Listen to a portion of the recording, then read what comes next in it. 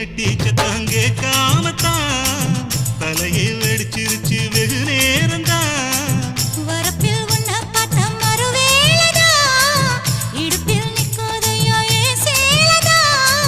காலையிலும் காட்சி உண்டு சாத்தி கடி கதவத்தான் கட்டிலுக்கு கால் வலிச்ச கட்டாந்தர படுக்கதா.